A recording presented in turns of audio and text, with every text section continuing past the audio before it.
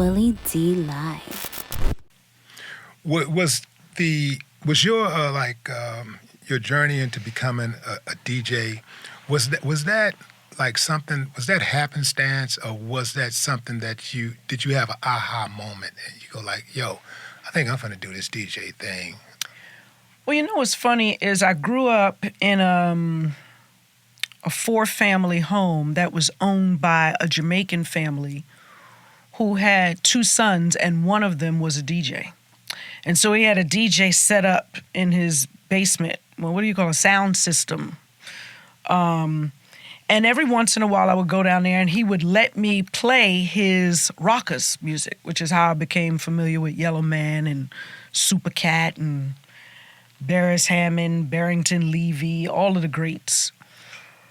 And I would DJ then, with the turntables. And then when I performed probably maybe that first big tour, they would, K-Rock would tell me, get on the turntables. And I would get on the turntables and he would go down with the microphone to the crowd. And I would go up to the turntables and I would do a little jigga, So I was familiar already with how it worked.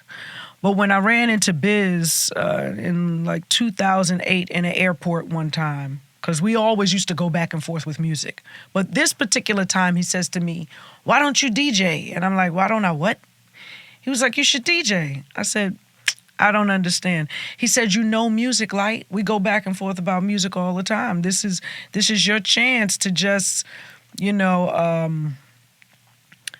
curate a night of music. People don't care whether you scratch or whatever. He said, matter of fact, I don't even want you to blend. I just want you to go for the next record and go for the next record. And I was like, all right, well, what do I need to do?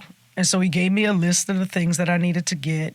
DJ Cool V sent me my first library of music. And of course, this is all Serato by this point. And that's how I really started. Now, are you using turntables or are you pushing buttons? Whatever I have. I'll use What's more turntables. Right now, a player, a controller is easiest. It's easy for other, for the places that I go to as well, because a lot of these places either don't have turntables, or their turntables are old, or they just don't work properly.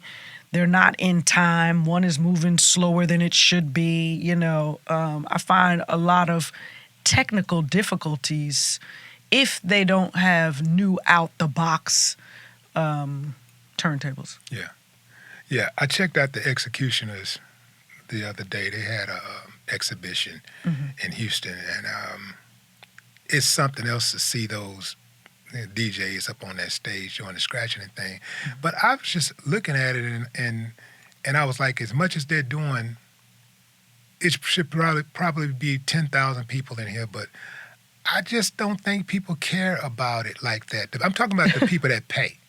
See, it's one thing for us, because people, our contemporaries, we talk a lot of shit about the music and not being up to par, or DJs this and DJs that, but the fans today, they really don't care.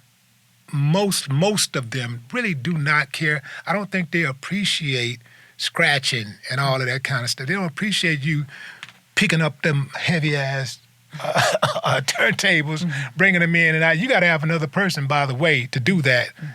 You got to hire somebody to bring that stuff in, pick up those crates and all of that stuff. They don't. I don't think they care. So in my mind, it's like, why spend all that extra money and I think some people that do. extra manpower if they're not going to appreciate it? I think some people do. I think some people do appreciate it. I mean, given the 50th year of hip-hop last year on tour, where we had 25 to 30,000 people every night, at least they did. I went on and off the tour. But Jazzy Jeff, when he goes to scratch, people want to hear it. They want to, those are the people who are really into the craft of things, and they respect what it is that he and many others do.